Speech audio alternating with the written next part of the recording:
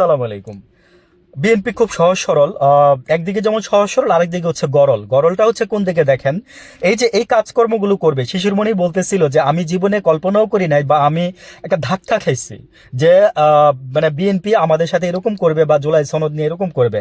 তো সম্ভবত এটা তো আবার যে জুলাই সনদ আবার কোর্টে যাচ্ছে। তো বিএনপি মনে করলো যে না থাকে, এটা আমাদের গাড়ে না রেখে এটা কোর্টের গাড়ে ফালাই দেই। তো এই যে 25 তারিখই মনে হয় সম্ভবত গতকালকেই বা দু একদিনের আগে পরে হবে, যদি না আমার ভুল না হয়। আপনার এটার শুনানি ছিল, হ্যাঁ। আবার নতুন করে শুনানি, যেটা মেনে নিচ্ছে বিএনপি সেটা নিয়ে তারা আবার শুনানি করতে আসছে। আচ্ছা, ভালো কথা, করেন, শুনানি করেন, আপনাদের মনে করেন যে আপনার মন মতো করেন। সেটার আবার রায় দেখেন ঘুরাইয়ে সেটা আবার 1 তারিখে নিয়ে গেছে, মার্চ মাসের 1 তারিখে নিয়ে গেছে। তার মানে বুঝতেই পারতেছেন যে কি হবে, বুঝতেই পারতেছেন যে কি হবে। আসলে দেশটার মধ্যে হয়েছে কি, যে আমাদেরকে কখনোই কেউ শান্তিতে থাকতে দিবে না যতদিন পর্যন্ত আমাদের পার্শ্ববর্তী কোনো একটা কান্ট্রি আমাদের উপরে যখন মানে হাত দিয়ে রাখবে মাথার উপরে, বুঝছেন? পারবেন না।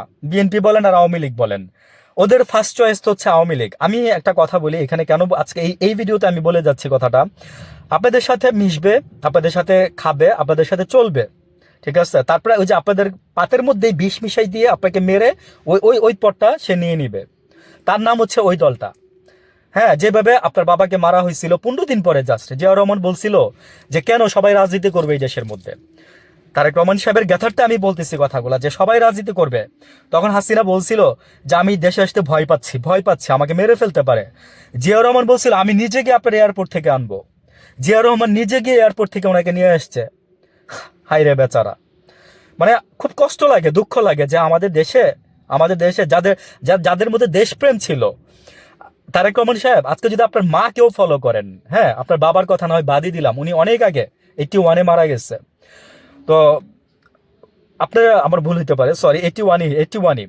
তারপরে আমি আপনি যদি আপনার মা কিছুদিন বলছে যে, যখন বলছে যে আওয়ামী লীগ হচ্ছে একটা নির্লজ্জ দল।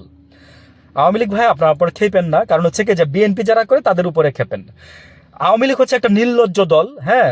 মানে খালেদা জিয়া বলছে যে, আবার বলছে যে বিডিআর পিলখানার হত্যাকাণ্ডের সাথে এই হাসিনা জড়িত, এই হাসিনারে ধরেন, এই হাসিনারে ধরলে সবকিছু বের হয়ে যাবে।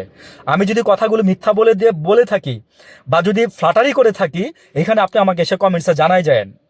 আমি একদম প্রুফ দিয়ে আপনাকে আমি বলতেছি কথাগুলা। আমি কখনই প্রুফ ছাড়া কথা বলি না, কখনই রেফারেন্স ছাড়া কথা বলি না।